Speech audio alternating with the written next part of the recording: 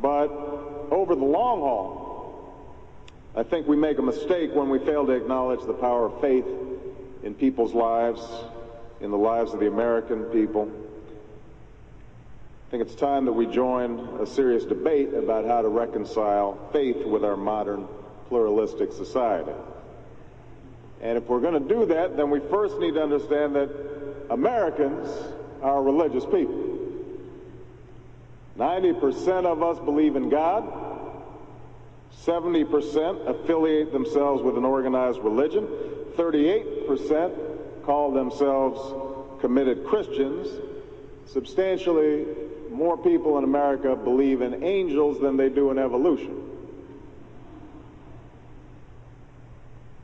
This religious tendency is not simply the result of successful marketing by skilled preachers or the draw of popular megachurches. In fact, it speaks to a hunger that's deeper than that, a hunger that goes beyond any particular issue or cause. Each day, it seems, there are thousands of Americans who are going about their daily round. They're dropping off their kids, they're driving to the office, they're flying to a business meeting, they're shopping at the mall, they're trying to stay on their diets. And they're coming to the realization that something's missing. They're deciding that their work, their possessions, their diversions, their sheer busyness is not enough. They want a sense of purpose, a narrative arc to their lives. They're looking to relieve a chronic loneliness, a feeling supported by a recent study that shows that Americans have fewer close friends and confidants than ever before. And so they need an assurance that somebody out there cares about them, is listening to them, that they are not just destined to travel down that long highway towards nothingness. And I speak with some experience on this matter. You know, I was not raised in a particularly religious household, as undoubtedly many in the audience were. My father, who returned to Kenya when I was just 2, was born a Muslim, but as an adult was an atheist. My mother, whose parents were non-practicing Baptists and Methodists, was probably one of the most spiritual people I knew, one of the kindest, best people I have ever known. But she grew up with a healthy skepticism of organized religion herself, partly because of the hypocrisy that she had seen in the church early in her life. And because she grew up with a healthy skepticism of organized religion, so did I. So it wasn't until after college, when I went to Chicago to work as a community organizer, that I confronted my own spiritual dilemma. I was working with churches, and the Christians who I was working with, they recognized themselves in me. They saw that I knew their book, that I shared their values, that I sang their songs. But they sensed that a part of me remained detached and removed, that I was an observer in their midst. And in time, I came to realize that something was missing for me as well, that without a vessel for my beliefs, without a commitment to a particular community of faith, at some level, I would always remain apart and alone. And if it weren't for the particular attributes of the historically black church, I might have accepted this fate. But as the months passed in Chicago, I found myself drawn not just to work with the church, but be in the church. And for one thing, I believed and still believe in the power of the African American religious tradition to spur social change, a power made real by some of the leaders who are here today. Because of its past, the black church understands in an intimate way the biblical call to feed the hungry and to clothe the naked, to challenge powers and principalities.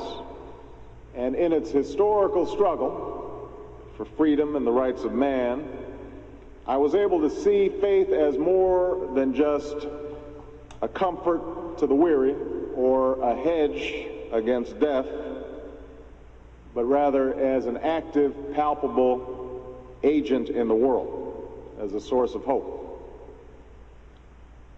And perhaps it was out of this intimate knowledge of hardship, grounding faith in struggle, that the church offered me a second insight, one that I think is important to emphasize today, that faith doesn't mean that you don't have doubts. You know, you come to church precisely because you are of this world, not apart from it.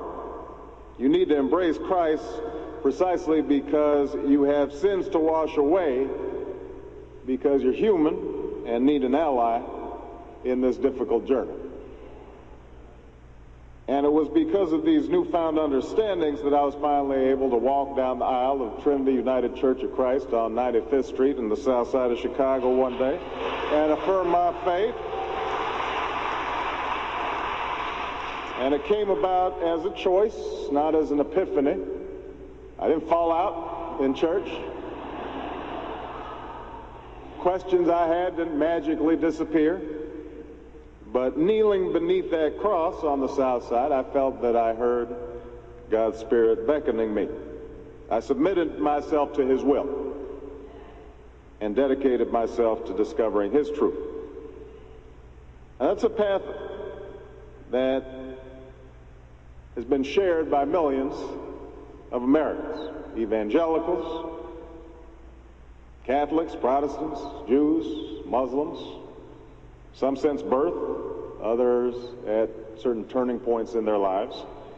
It's not something that sets them apart from the rest of their beliefs or their values. In fact, it's often what drives their beliefs and their values. And that's why, if we truly hope to speak to people where they're at, to communicate our hopes and values in a way that's relevant to their own, then progressives, we cannot abandon the field of religious discourse.